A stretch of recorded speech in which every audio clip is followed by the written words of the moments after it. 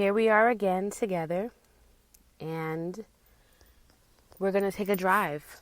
So let's get ready and go somewhere. Now, during this drive, we're going to talk about some things. And we're going to talk about things of self. We're going to have a selfish discussion.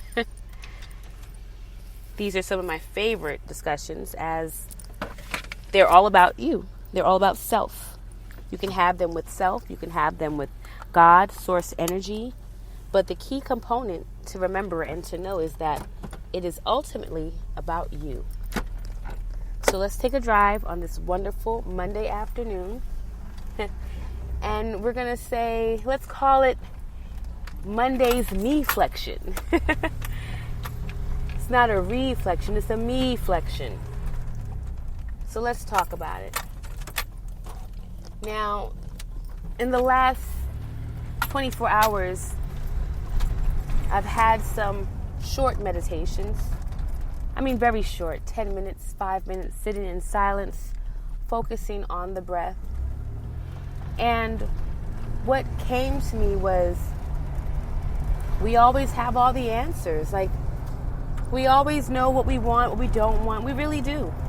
Because the minute what we don't want shows up, we are very much aware that I don't want that. And you may have, your own way about getting what you want. Everyone does. For some, there's a belief that, I'll never get what I want. And I'll say, for me, I even have that belief sometimes in certain areas. Letting that go has been a challenge. And I accept the challenge. That's what kind of came over me as I was doing this meditation. Like, I'm meditating as if something's wrong with me. And I'm going to meditate in order to heal or fix this condition. And for others, maybe that's a great way to feel empowered in their meditation. For me, it was not. It was not at all the point of focus or the center position that I wanted to take, as I did something that I enjoy doing. I love to meditate. I love to take that time for myself and just be with myself in a space of no judgment, in a space of perfect alignment with my breath. It's always like a good thing. But here I was, probably after reading one self-help book or another, deciding to amp up my meditation. I decided to have this focus of, I don't like this and I don't like that. So today I'm going to meditate and I'm going to keep into focus, that which I don't want, which of course is not going to really, and you know what? I know this. So here I am sitting with myself, talking to myself, thinking about myself for me. And I'm hyper aware that this focus that I'm holding while meditating is not, and that's why I say it happened. I couldn't even maintain that meditation for longer than, I think the longest time was 11 minutes. I stayed in 11 minutes and my whole system was just aggravated and something was feeling stuffy and not right. Of course, because I'm taking something that allows me to feel my bigness, if you will, my vastness, my unconquerableness, and I'm attempting to self-conquer. I'm attempting to self-direct in a way that is restrictive and constrictive, thinking that it's going to give me this supercharge. It's going to give me this super focus. But the truth is, I'm already super focused, hence why I'm attempting to manipulate my meditations in a way where they have muscles. And meditation is not meant to have muscle. It's meant to be soft and easy and help create flow. Which is why I wanted to do this while I was driving. Because meditation, to me, and driving are very similar. Just like with driving, you get instruction. You get driver's instruction. And with driver's instruction, there's a book. And you have to learn some things about the road, because there's going to be signs and symbols, and you're going to want to know what they mean to keep you and others safe. Now, once you learn the book side of things, you're ready for practical application, which results usually with a friend or a family member or an agency providing you with driving lessons, where now you're in the car, you're in the vehicle, you're in the body of transportation. And you know the symbols, you know the signs. Now you just have to learn the practical, mechanical operation, meaning literally foot on brakes, gas on foot on gas, all the, looking in the rearview mirror, looking in the right rearview mirror, just doing all of it, putting gas in the vehicle, even that, making sure the vehicle is properly tuned to go. And I thought, well, yeah, meditation is a lot like driving, because you'll read something and you'll get that instruction on whether it's a breath in, breath out, whether there's a positive focus, whether there's music or candles. And then you get into the practical application of doing it, where you're told either you can lay down, you can sit up, you can do a walking meditation, which, by the way, are some of my favorites. So I love walking meditation, just like I love a driving meditation. And I thought, why not do a driving meditation talk today? Why not take everyone out and about while talking about, MEflextions. some information that came across to me that put me in a position to better understand why I meditate and what meditation does for me. So after trying this new meditation technique, what I was left with was awareness and knowledge that you can take in all the information from your therapist, from your favorite blog talk, from your favorite mentor, from your favorite book, from your favorite speaker, from your favorite person, from your mother, from your father, from everyone who loves you and wants you to win, and all the resources that are at your disposal so that you can win, or at least have peace in your center. And then what happens is you have all this information. You have all of this information. And of course, you want to try it all. At least I wanted to try it all. And I have been trying it all.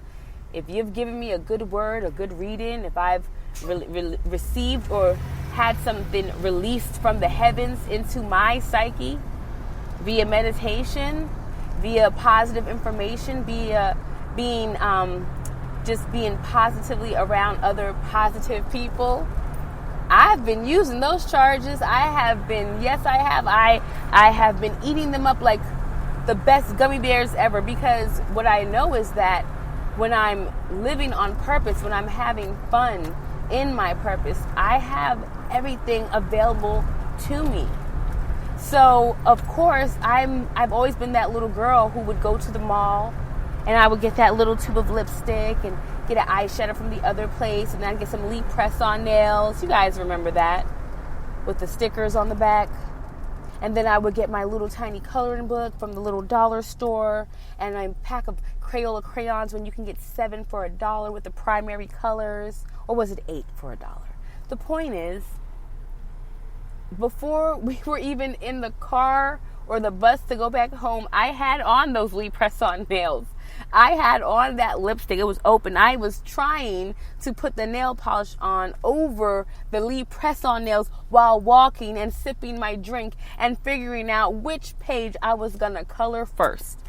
Yes, that's an accurate description of me and my energy. I love it all. I want to do it all. I'm a part of it all. And I've known this since I was a child. So what comes to place during these short meditations today, these short, constrictive, very much outside of what I would normally do, what came in today was the awareness of thou shalt not box in your own self with the more. With the more. Meaning there's always going to be more. There's always abundance. There's always everything. But you don't have to live in the trap of that. The trap of there's everything. There's so much to try. There's so much to do. You can keep it simple. You're allowed to keep it simple.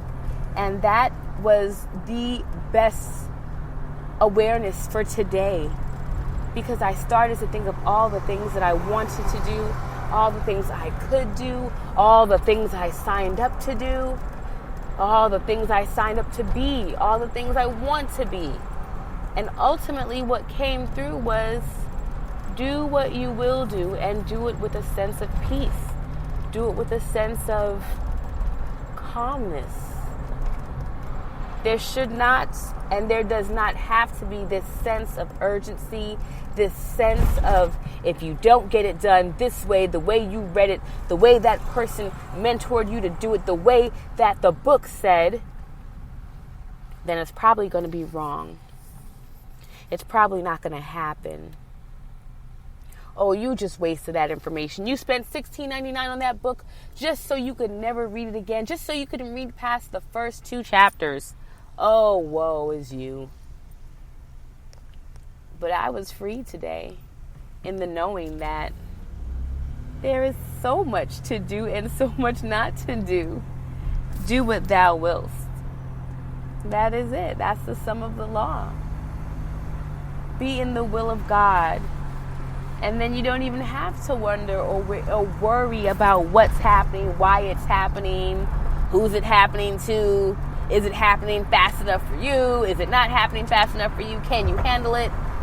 Oh my God, I have fear of success. Oh my God, I have fear of failure. Oh my God, I need to get this counselor to write off this prescription for me so that I can think straight. And I need to make sure that I am meditating for 5 hours every day with the sense of I am abundantly, prosperously in charge of me and everyone else and everything else in the world. Do you see how that even made you feel while I was saying it? Because I know for me it was laughable, but it was not laughable when my MEflexctions showed me this was exactly what I was doing. I want to win a race that I've already won, which is me. I am here. I am born. I am alive. I am free to be in the will. I am free to not be in the will. I can agree with myself. I can disagree with myself. I can read many self-help books. I can read none. Because in the end, what came through, what the blue energy had revealed to me, was that it's always going to be exactly what it's going to be. And it doesn't really matter how you feel about it. And with that being said, why not feel the best you can feel about that simple fact? You all have a great one. Thank you for listening. Thank you for taking this ride for me. And thank you for taking this ride with me. I look forward to the journey. And I am so overjoyed and ecstatically happy in the fact that it's okay to be calm. It's okay to be gentle. It's okay to be revved up. It's okay to be energized to the limits. It's all going to be better than okay. So again, thank you for listening. I hope this message has resonated with you. And if it resonates with someone you know, feel free to share it with them. Enjoy your love. Later.